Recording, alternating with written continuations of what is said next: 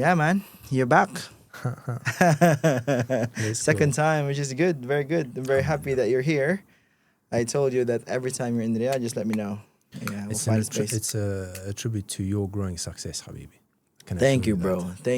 Thank you. Getting there, Alhamdulillah. baby steps. Alhamdulillah. Baby steps. How are you? I'm good, bro. All's good? Very good. So, for those who didn't know, the first time you were here, who are you? I'm Gareth. I'm a holistic health practitioner.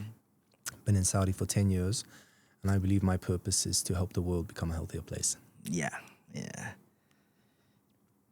So, if your breath collapses under stress, how do you expect your life to stay calm? Well, you can't. To be honest, if you can control your breath, you can control your life. Many people are not paying attention to the fact that if you stop breathing for 5 minutes, you could literally be dead, right? We take on average 25,900 breaths a day. So if you're doing those breaths incorrectly, one thing is that it's going to cause physical damage. The other thing is that it will trigger a lot of psychological problems, right? Using our breath, i.e. using our body, is the quickest way to communicate with our brain. So we're using what's below the neck to help what's above the neck. We're using our physiology to help our psychology, right? Simply by controlling whether you breathe through your mouth or your nose, or whether you exhale longer or shorter, this can directly and almost immediately affect whether you're in a sympathetic state or a parasympathetic state. Can you explain what's a sympathetic state and a parasympathetic? So Just people who don't know. think of the sympathetic state as fight, flight, freeze, fawn, right? These are places where you don't feel comfortable, where you feel like either you need to flee or fight, right? There are different ways in which a human being can respond to stress. And then on the opposite side of the fence, there is the parasympathetic state. And this is rest and digest. This is calmness. This is safety, right? When you're going to sleep, you really want to be in that parasympathetic state, Yeah. right? When you're waking up, the sympathetic state is naturally going to happen. Now, it's important to note, go back 500 years, you needed to know when to go into the sympathetic state, because if you saw a lion and you needed to either fight for your life, run and climb up a tree, it's a great thing to be in that fight or flight state, right? Sprinters who work for 10, 20, 40 seconds, they have their mouth open. Long distance runners, they close their mouth and they breathe through their nose, because that's so much better in terms of oxygen production, keeping the heart rate lower. So breathing with your nose is much better. So what I try to tell people is breathe low, slow, and through the nose. Low means breathe into your abdominals. Slow means just slow down, and then breathing through the nose. And this is the best recipe to improve your breath, not only in the physical sense, but also in terms of having a positive effect on your psychological being. So let's say if you're resting and you're breathing heavily, like you're in you're hyperventilating. Yeah. What could be the cause and what could be the damage? Look, if you are not efficient with your breath, you are going to get tired faster than the person next to you. So to the example of wrestling, you will burn out before he does. That could cost you the match, or in a real life situation, that could cost you your life, right? If you're racing, and let's say it's a 5 kilometer race, if you are not efficient with your energy, you could get beaten at the finish line because the other person was more efficient than you, right? The breath, as far as I'm concerned, when it comes to athletic performance, is the difference between potentially 10th and 1st, right?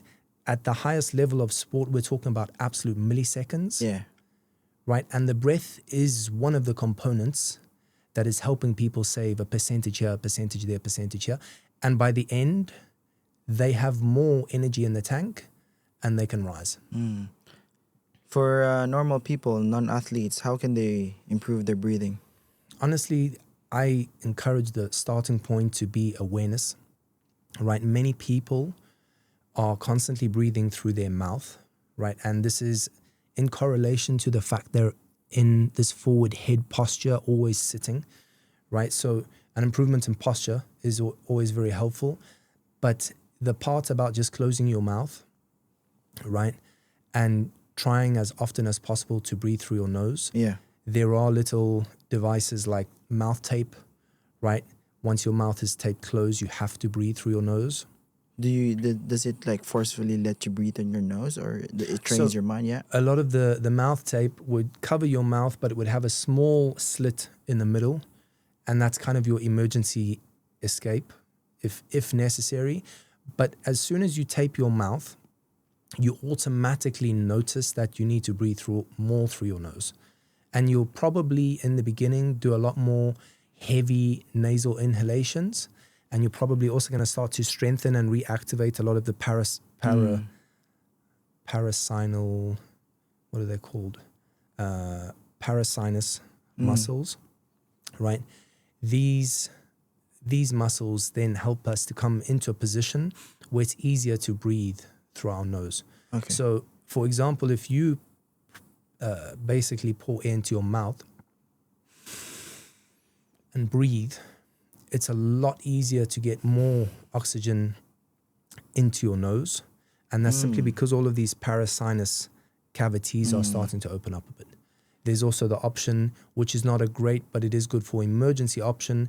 And that's when you see people wearing nose strips. Okay. And what does it actually do? So these nose strips, just think of it, if I do this, kind of, it doesn't close the nose, but it's actually opening up some of the space. And it's kind of freeing up the muscles that are probably clenching on the nose. Okay. Right? The caution that I usually say around this is that you don't want to become dependent on it. Okay. Right? So if I'm kind of clogged up or I feel the flu coming on, I would wear something like that before I sleep. Okay. To make sure I have a good night's sleep. And sometimes I would wear it through the day, but the goal is not that you're wearing this every day. I've seen a lot of people was wearing that last night when I took my bib in the in the marathon. It's a growing sensation. At least people are growing awareness around the fact that they need to breathe more through their Without nose. this nose strip, can you train those muscles around your nose to open up, or because those are muscles, right? Yes, yes. I mean, training these muscles is important. The best training is simply closing your mouth, because the more you really breathe through your nose or go for a run with only nose breathing, you're going to feel it's a really difficult run. Okay. But it's kind of like nose training on steroids, or nose training as the equivalent of going to train your biceps. This is how you train these muscles.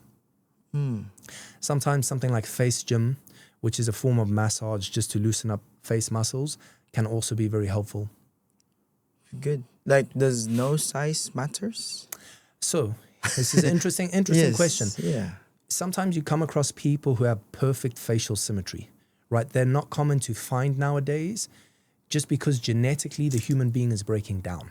Okay. Right? So there's a rule called the craniofacial rule of thirds. So if you put your hand as such, you should be able to get 3 perfect lengths, right? Most people, you and I both, basically the middle third is compressed, right? So there's actually research which is showing that skulls are changing, right? The human being is deforming in time. Genetically, we are not the same as we used to be. Old skulls from 500 years ago are bigger, stronger skulls than what you and I have right now, right? So the middle third of our face is compressing. This is also heavily correlated to teeth problems, oral problems.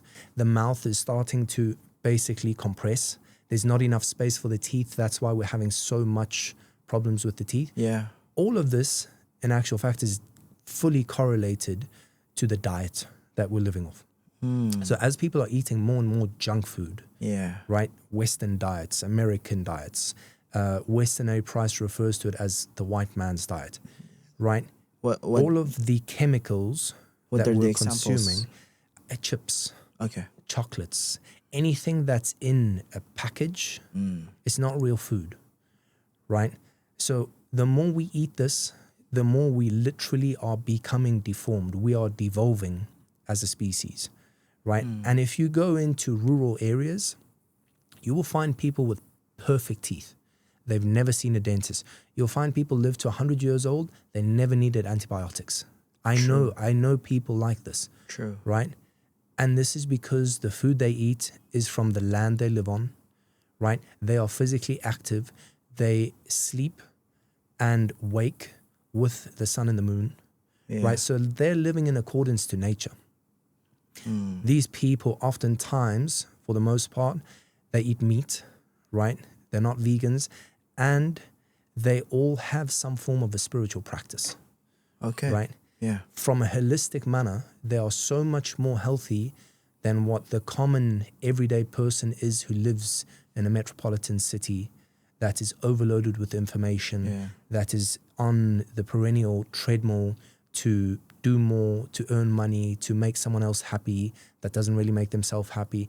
And this is really the process of, we can say, physical, mental, emotional, and spiritual deformation. Okay. Going back to the questions of nose size. Plastic surgery has been around all over the place, right? Does it change? Of course, it changed your structure, your appearance, and all this. But does it change the muscles inside, or is it just more of like the bone structure, the facial structure, and all this? Yeah. Look, you definitely need to speak to an expert on that. Yeah. I can't tell you definitively. What I can tell you is that I've had nasal reconstruction. So one of the reasons for that, at a young age, I broke my nose. I didn't know that it was broken. Oh. Right. So basically, the septum was very offline and off balance. Right. That caused me to not be able to breathe through my nose. Okay.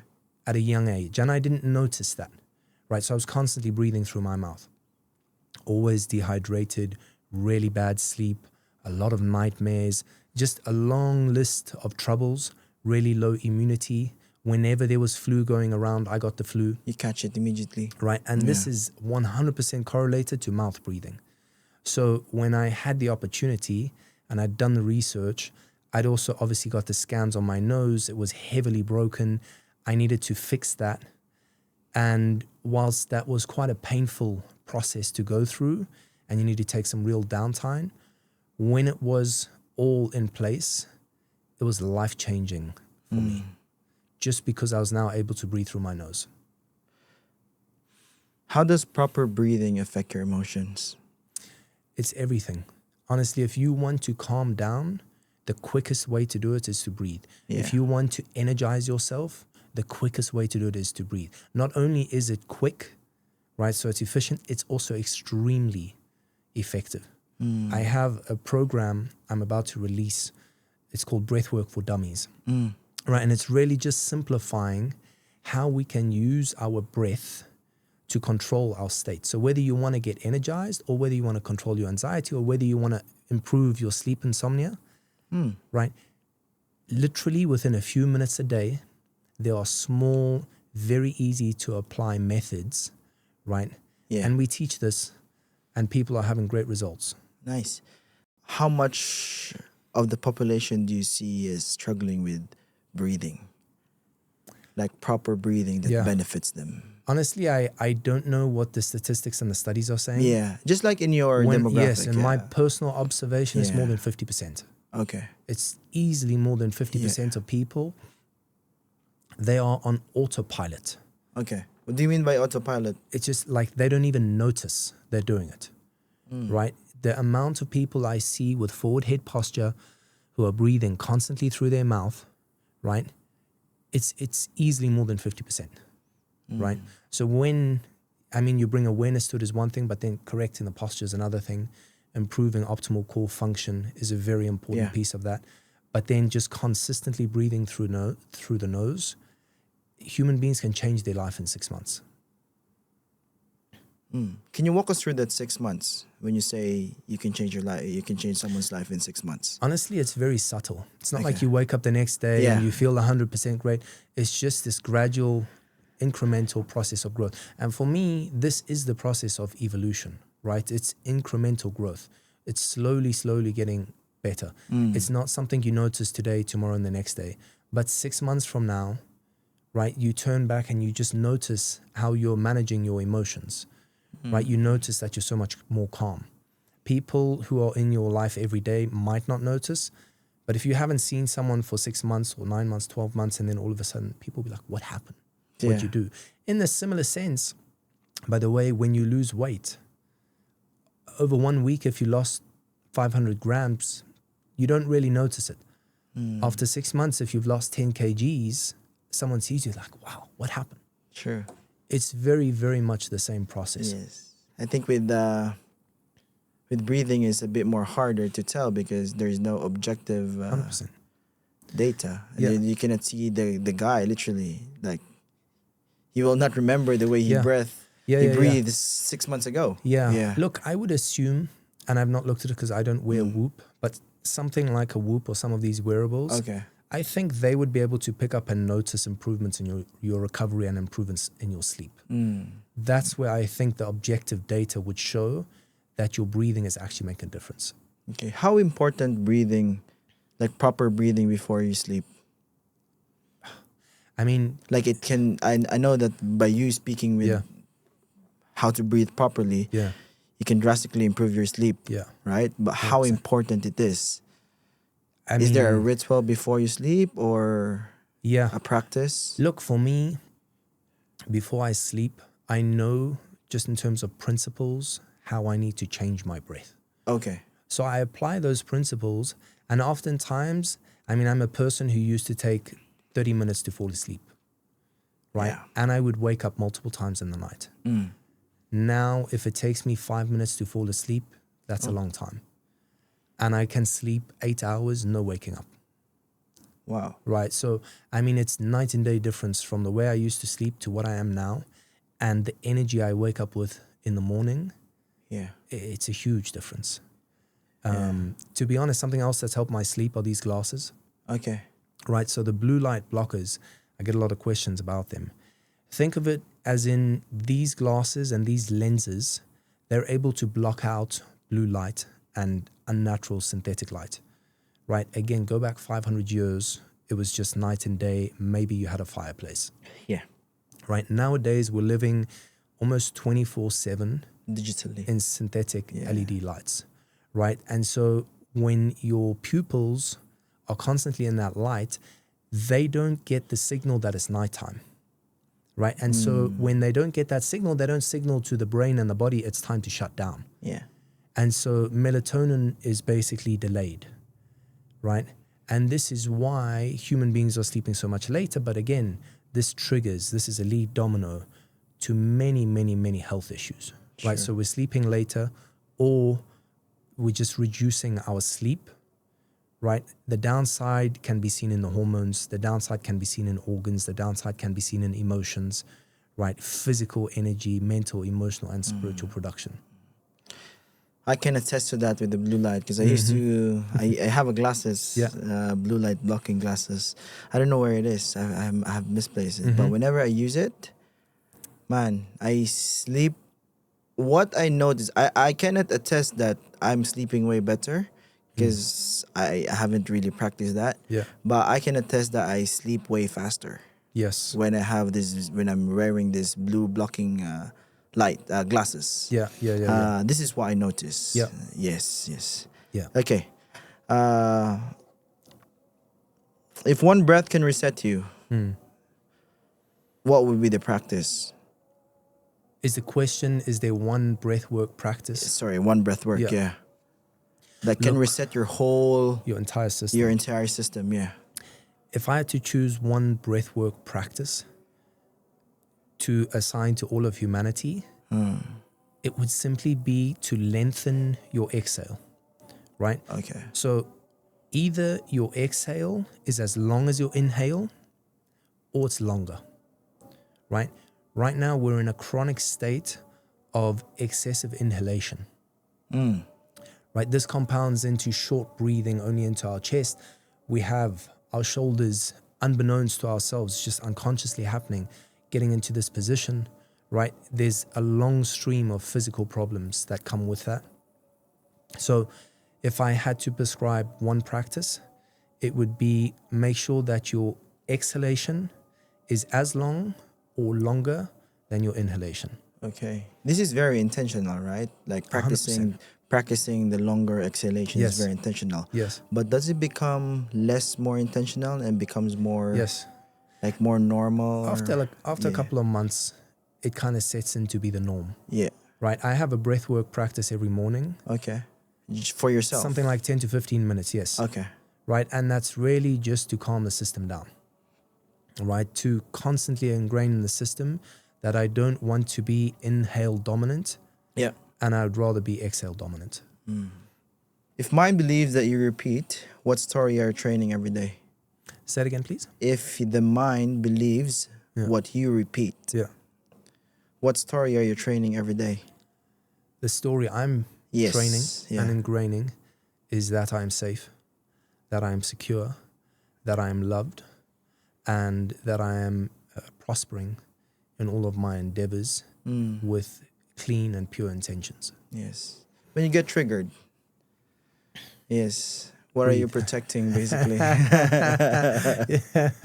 When you get triggered, breathe. Yes. But yeah, of course, we all have our triggers. There are certain topics, I suppose, that hit the button and then there can be a reaction of sorts. Yeah. It happens to the best of us. It's happened to me recently, and I'm sure it will happen to me again. Like being triggered, like psychologically, what are you like protecting? Is it like your growth or is it just your ego just got hit? Honestly, I mean, again, I'm not an expert in this department.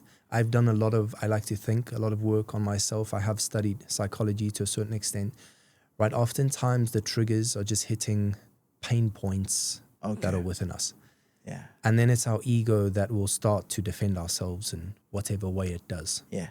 It denies it, or it fights back, or it starts to point out something about you.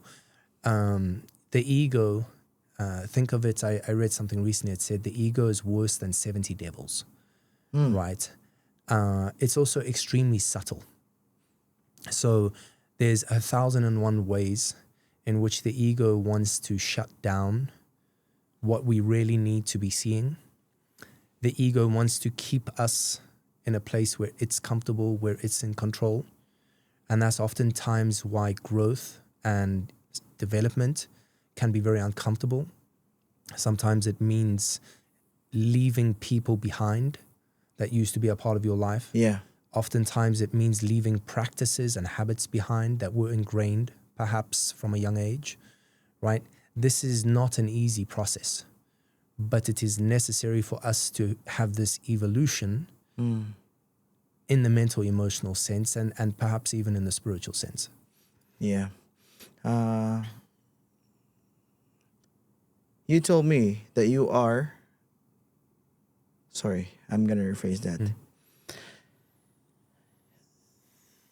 You are the sum of the 5 people that you hang out with or that you're with. Can you expound on that?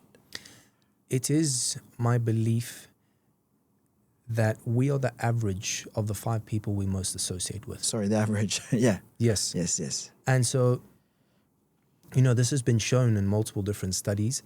One was with monkeys. They've done this with rats and mice. But there was a fascinating study where they took a bunch of people that were from the same demographic class, the same social class. They put half of them in prison, like behind the cell. Yeah. And then they put half of them as the guards of the cell, right? Basically to be in charge. And within hours, literally hours, these people started to change and adapt according to their position, right? This is a very clear example of the environment we're in having a very big effect on the way in which we conduct ourselves, the way in which we think, and the way in which we act, and ultimately the results which are appearing in our lives, right? So when you have people around you that are always partying and drinking and having late nights and kind of not on the right path, even if you are disciplined and even if you want to be better, sooner or later you are bound to transgress in the same way that they do. Okay. However, if you have people around you who are astute, who are intelligent, who are secure, right? And these people have a spiritual practice, and these people are cared about their jobs, and these people set goals and have intentions. It's a matter of time until that effect starts to rub off on you. Yeah. Right? There's studies showing that human beings have an aura around them, an energy field, a frequency, right? Sometimes you meet someone, you're just like, oh, man, this person's so calm, right? And then you meet other people, it's like, hey. You can notice those differences. Yeah. Even if you're not speaking directly to them, that energy will bounce off of them, right? So when you're around good people who have the same frequency, the same energy, and ultimately they're on the same path in life as you, there is a resonance, right? When you're around people who are not, there's going to be some kind of disassociation that you will feel in your body. Does this affects your professional life also? 100%. 100%. Yeah. I mean, if the only people you associated with were million and billionaires, these people just have certain thought patterns, right? You start to notice, this guy's always thinking about 1, 2, and 3, right? And then if you go hang out with the guys who are really doing nothing with their life and just kind of degenerates and smoking and drink, whatever it may be, they have different thought patterns, right? This group of people who are prospering, they're thinking about ideas. They're thinking about ways that they can grow. They're speaking about that. They're making action plans towards that. The other group of people, you know, they're not very good friends. Yeah. They're not very ambitious. They're gossiping behind people's back. You know, if you're not in that room, they're probably speaking about you. Yeah. Right? It's a simple choice. Who do you want to be with? Yeah. People who are growing, people who are stagnating. How can you be self-aware with all of this? Yeah. It's Yeah. Because some people might not have a choice. You know, I know choice is very, very subjective to the person. But what if I'm trapped in that room with 5 other guys? That's not exactly not me. Yeah. Look, my advice, my thoughts in these environments is get out. I would rather be on my own than be around bad people. Okay. Right? Yeah. What was the topic you said, being self-aware? So for me, self-awareness is a part of my spiritual practice. For me, my spiritual practice is 3 parts. Number 1 is constant closeness and connection to the Creator. Okay. Number 2 is going to be regular reflection and rectification of my inner world and purification of my heart.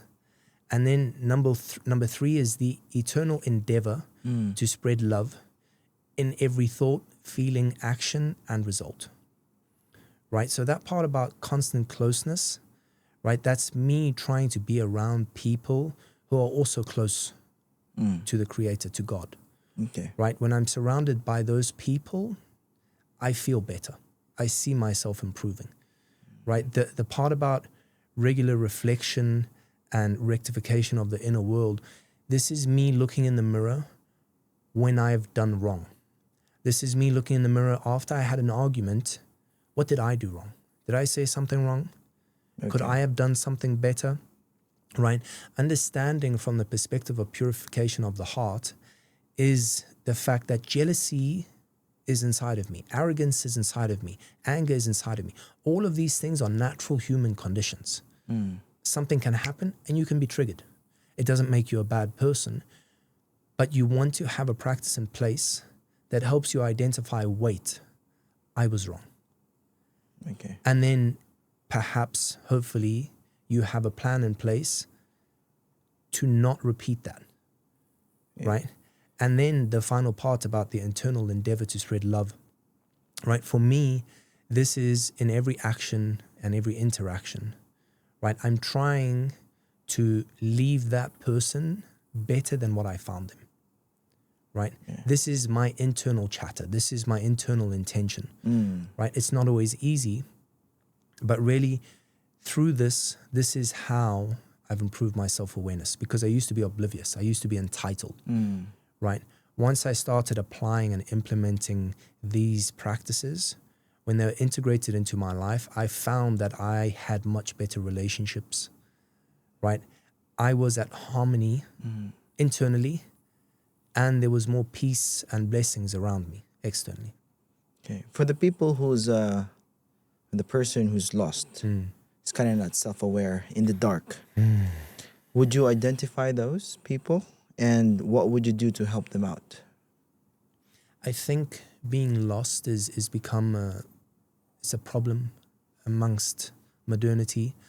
I have written an essay, it's called The Breaking of the Modern Mind, right?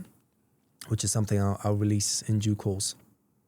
But human beings losing their way has almost become the norm, right? We are constantly distracted. I call it the weapon of mass distraction.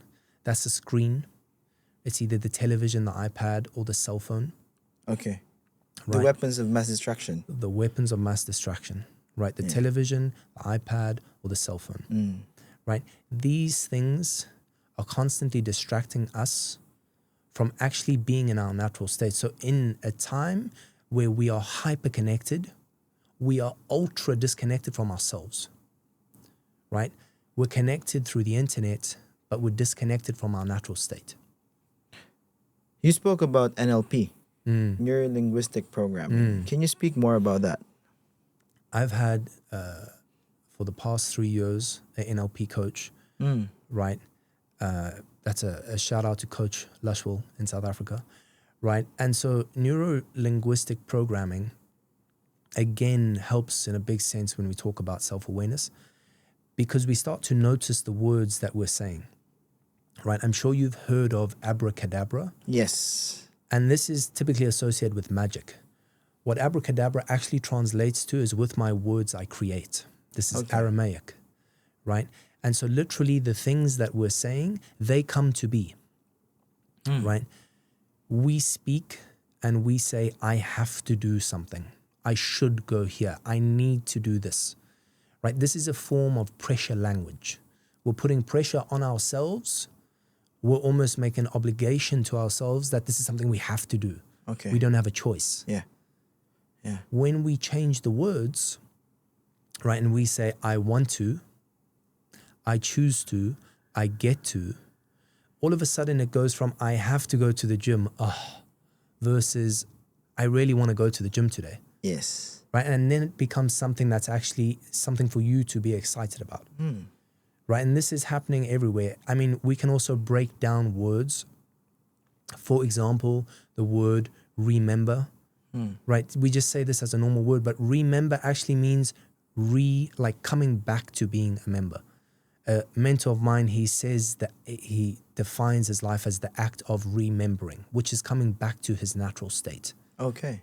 Right? Becoming, reuniting as a member of humanity that we were designed to be, as opposed to this person who is individuated amidst the world and just hunting for profits, right? The capitalistic trap. Yes. So there are many words, when we break them down, for example, information, that means being in the correct form. If you are taking good information, right, good information from all around you, that's going to help you improve. If you're taking bad information, even through the food you're eating, these cells are broken down and this food is dead. That information comes into your body and causes destruction. If you're eating organic, fresh, local, whole foods, seasonal foods, and you're putting that in, this food has good information. This food helps your body energize itself and utilize the energy and function correctly, right? This is information. It helps your body be in formation. Okay. Right? Yeah. These secrets within linguistics, they're all around us, right? Yeah.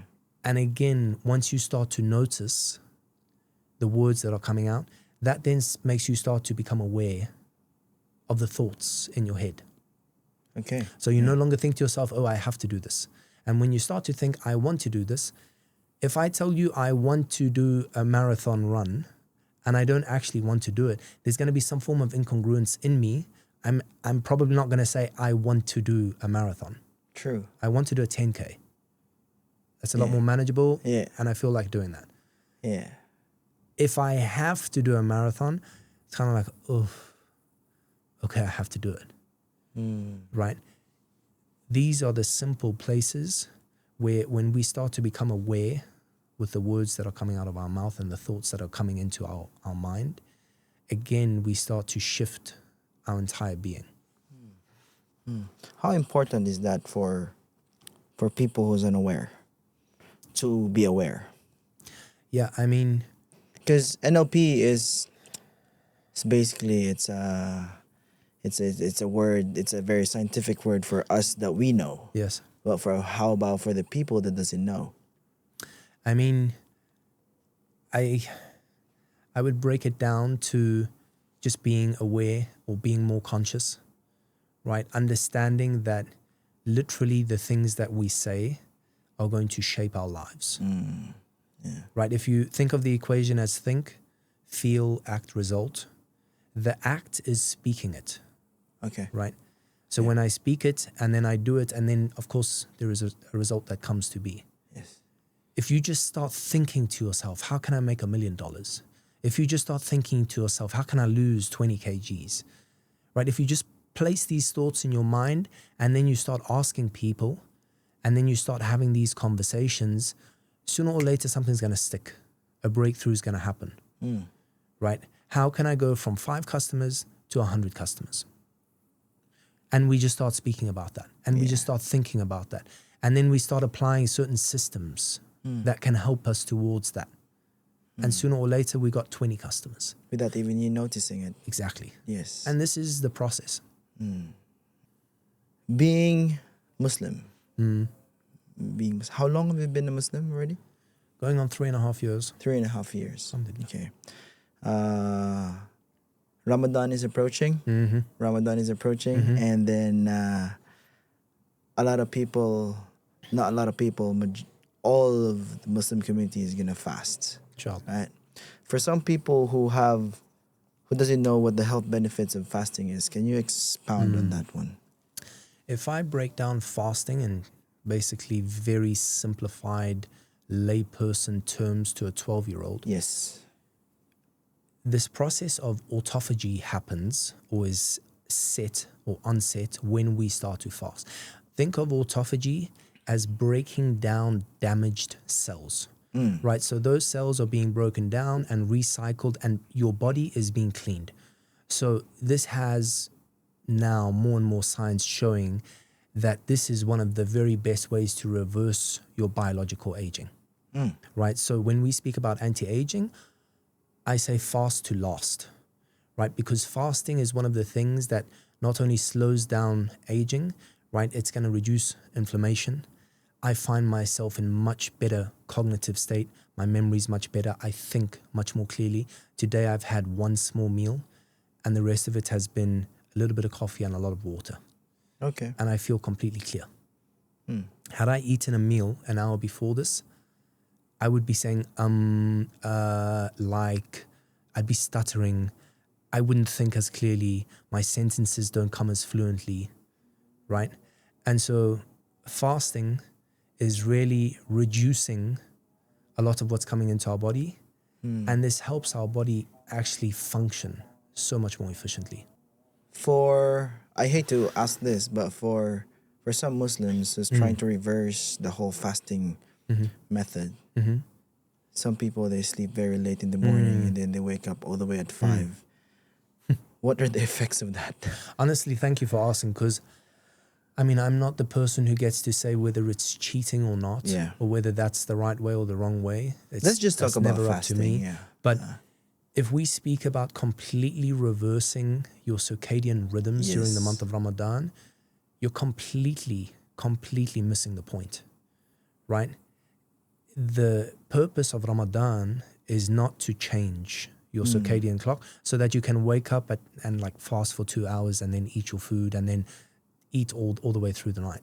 This is really unhealthy, right? This is actually doing more harm than good. If we fast through the day, which is sunrise to sunset, this is where all the benefits really are, right?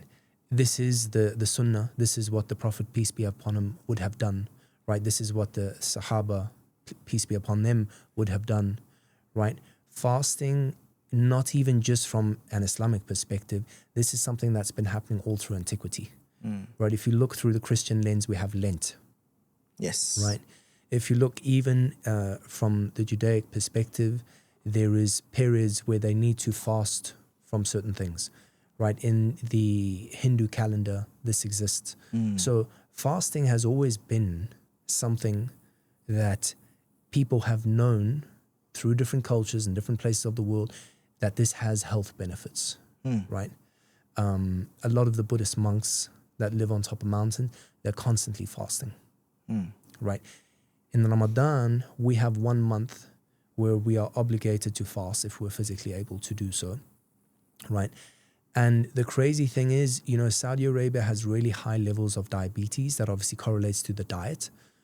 But as almost like a false correlation, we have really low levels of cancer, right? And the studies show that because of this month of fasting and because all of the damaged cells are being cleaned out, this is a very positive correlation to decreased levels of cancer.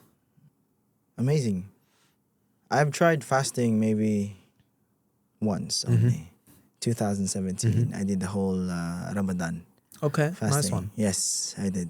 But I didn't. I drank water. Okay. So it's not considered the Islamic way of Not fasting. dry fasting, but fasting, yeah? Yes, Still. but fasting. Yeah. I've seen and I've felt very, very good results. I'm more attentive, I would say. Yeah. And I thought that I would crash because I was working out before I fast. Before I break my fast, I mean. So I thought I would crash during the workout, but actually no. Yeah. No. Is there any science behind that? Can you tell us? Yeah, again, when it comes to from the Islamic perspective of fasting, I'm sure you would need to speak to someone that's a lot more versed than myself. At least a lot of the science, just general studies, which typically includes water from a fasting perspective, we call this wet fasting in comparison or relative to Ramadan fasting would be called dry fasting. Yeah. Right? Yes, they are finding that there is much much more clarity in the brain, right? The body itself at first can go through a period where it feels a little struggle, but sooner or later it sets into that and it's actually working pretty good.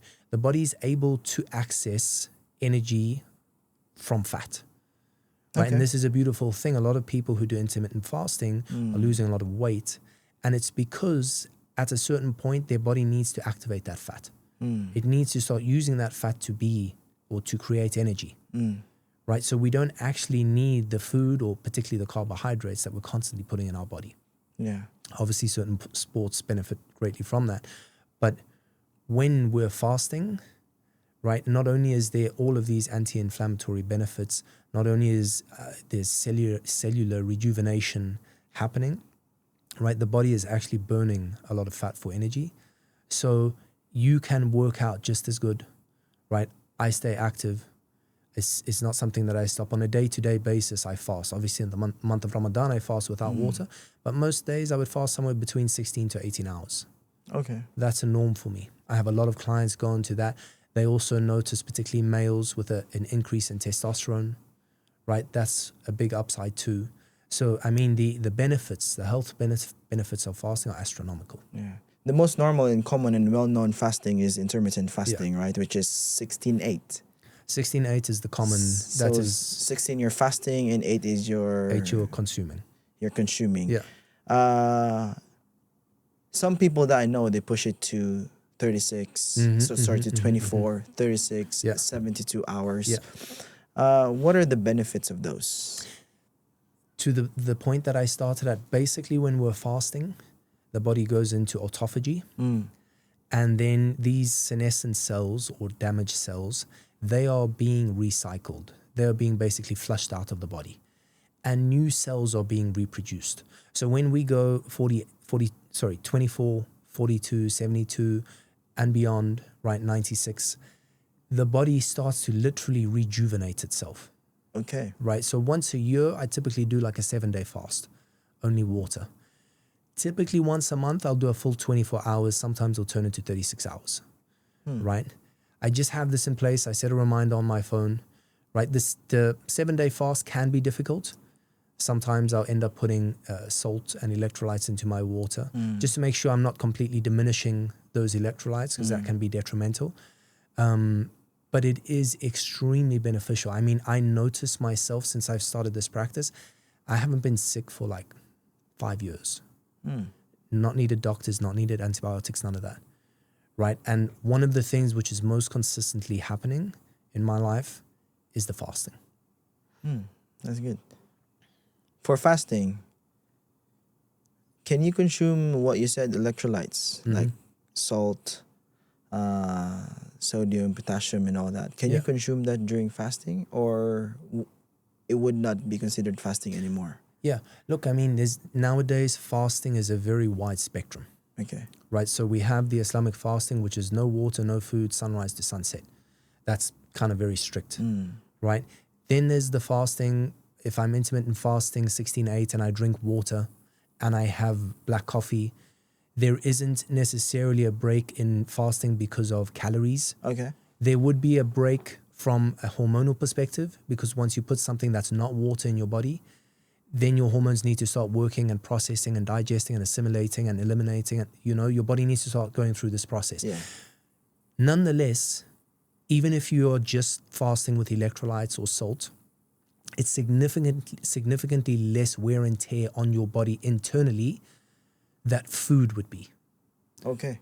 Right? So if I'm only drinking water with electrolytes, I'm basically just giving my body the minerals that it needs, and I'm functioning very efficiently. Yes, my hormones will start to tick. But if you are not fasting for that specific purpose, that's perfectly okay. When I do 7 days of water and I would only add a bit of salt, right, that's when I want a complete reset. When I do 24 hours, I might have some electrolytes, right? I will eliminate coffee. It's also good to fast from caffeine every so often. Obviously in Ramadan, that's something that a lot of people struggle with in the first week, a lot of headaches and withdrawals. But it is, overall, think of fasting as a way to reset your body, to rejuvenate the systems from a cellular level to hormonal level to organs to your everyday energy, right, to testosterone production. Everything improves. Is there any calorie restriction for fasting? Or like, let's say there is a 50 calorie restriction. Like anything that you consume above 50 calories, now you broke your fast. Yeah. Again, it really, really depends on the person who's facilitating or coaching the client through the fast. Okay. Some people, they are fine with coffee. Some people are fine with celery juice, right? Some people, when they fast, I don't do this, but they would drink cold water, because cold water actually requires your body to kind of generate energy to cool the water down. Yes, yeah. So it's considered a negative calorie, right? Okay, yeah. Now, just trust me when I say no amount of cold water is going to help you lose weight because you want to reduce your calorie intake.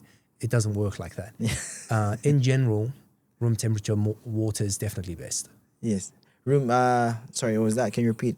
In general, room temperature water is definitely best from a health perspective. Upon waking up, when you're doing a fast, if you're wet fasting, would you recommend like coffee or tea or water? Yeah. I mean, for me, upon waking, it's always going to be water. I add a bit of salt to that, just remineralize that water a little more. I typically try to avoid coffee or tea, any form of caffeine, or anything that's not purely clear water.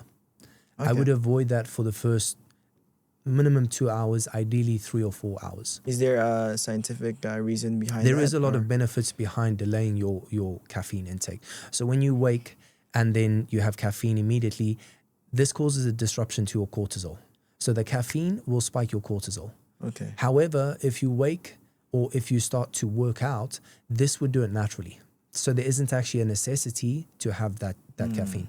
Typically what happens when we have that spike, there will be a crash.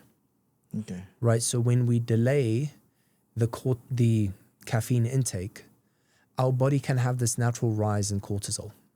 Right? When we get exposed to sunlight, you immediately start to feel energized.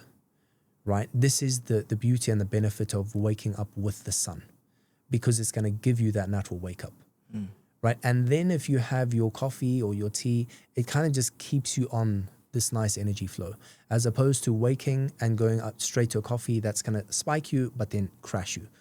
So you end up being around lunchtime just having these lulls. You'll Crash, kind of feel your head nodding off. Yeah, yeah. For beginners who wanted to start intermittent fasting or whatever kind of fasting, what would you recommend? Drink a lot of water. Okay. You would be surprised how much water can energize you. But also start very slow. I mean, if you're sleeping 8 hours, fast the first 2-3 hours. Okay. You know, if you can manage the first 2-3 hours, add the 4th hour, add the 5th hour, add the 6th hour. I would also caution against fasting too long, right? So I've tested and sampled many forms of fasting, and I've fasted as long as 20 hours. Okay. So I have a 4-hour window, and then I basically eat 2 meals in that. What I found when I fasted too long is that I had such a drop in my blood sugar. When I ate, I would eat Spikes too up, much. Yeah. And I would want to eat everything. I'd eat more sugar. I would overeat. I would eat really quick. And then I'd have this massive spike. I would be bloated, right? And then the second meal was almost just like forcing it. So that's definitely something you want to be cognizant of. Fasting too long may cause you to have too much of a blood sugar drop. Okay. And then there might be some repercussions when you do actually eat. Okay. What would you advise people to fast? Like the duration of fasting, I mean. Yeah. Look, I mean, most of the studies are done around 16-8. 16-8. Yeah, okay. the 16-8 is it's a very safe, very manageable. It's very efficient. You're going to have a lot of benefits that come to you in that, right? So that is, in terms of general advice, that works. Of course, it depends entirely on a person's individual situation. Sometimes a little less, sometimes a little more. But finding what works for you is just, it's a process of trial and error. Yeah. And for how long? For how long, as in how many weeks you would like to? Look, Days or I live weeks, my yeah. life. I generally live my life fasting. So you can fast 16-8 for the whole year? Is that fine? I mean, Yeah. unless I'm having breakfast in some form of a celebration, or Okay. it's a breakfast Yeah. meeting, something like that, I generally don't consume food until 12, 1 o'clock. And I'd typically be finished all of my food by 7 o'clock. So you could say I'm on something like 7 hours of fasting, and then 7 hours of eating and 17 of fasting. Yeah. When you break your fast, what would you recommend to eat immediately? Like Yeah. what macronutrient? 100%. So Yeah. when I'm breaking my fast, my focus is protein, Okay. right? Why? The same way when they say breakfast is the most important meal, think of breaking the fast as breakfast, right? So when you put protein first thing and a protein dominant meal in your body, your metabolism switches on, right? When you put carbs or excessive amount of carbs first up, there's going to be a spike and again a crash. That's really what we want to avoid, because when we have this insulin spike and crash, we need to have something to bring us back up to baseline, and typically we end up being on this bad cycle, right? Caffeine can contribute towards that in a negative sense too. So I really like my first meal to be more protein dominant. I typically would add a date or two, a date or three to my first meal. That's just a habit, right? Dates are very nutritious, high in magnesium. I generally like to have some fruit in my first meal. And that, again, is just my preference. It's trial and error. I've noticed over the years this works for me. I noticed that citrus really helps with my metabolism. But I have other people who don't have that same effect from citrus, Okay. right? Yeah. I really enjoy fruits that are hydrating. So if I have something like sweet melon, if I have watermelon, these fruits help me stay hydrated, especially being in a hot environment. Yeah. That I try to be conscious about making sure I have hydrating fruits in my first meal. But if you're living in Scandinavia and it's really cold, you don't need to eat that much watermelon, Yeah. right? You don't need as much water. Yeah. Yeah. True. Lastly, what advice would you give to people to become a healthy human? Oh, my advice. That's what it said in your... Yeah. My advice, the starting point to becoming a healthy human: eat whole foods, fresh, organic, local, and seasonal where possible. right? That is As possible as you can. as possible. And that's important because it's not always available that you can get the local avocados. Produce, yeah, okay. It just might not be possible, Yeah. right? So, you know, you need to work within your parameters, right? But as much as possible, try and make sure it's whole foods. Try and make sure it's from a local source. Try and make sure it's seasonal. Right, nowadays you can get tomatoes year round, probably because it came from another country, but it definitely had to be sprayed with pesticides, herbicides, fungicides, rodenticides, right? That's a very detrimental process for the entire environment, right? And then when you put it in your body, it's not good either, right? So if you can eat local, chances are it's not full of all those pesticides. And then, of course, once you have your nutrition in place, we start speaking about hydration. We start speaking about rest and sleep and recovery. We start speaking about breathing. Of course, that has major importance. We start speaking about psychology. We start speaking about movement, right? But the lead domino is going to be your nutrition. What goes in your mouth. All right. Gareth, thank you. Thank you, Jay. Thank you very much. Much appreciated. It's Where can people reach you? Instagram, Gareth Grundling. You can find me from there. And I hope to be of continued service towards your improved health. Thank you very much. My Thank you very pleasure. much.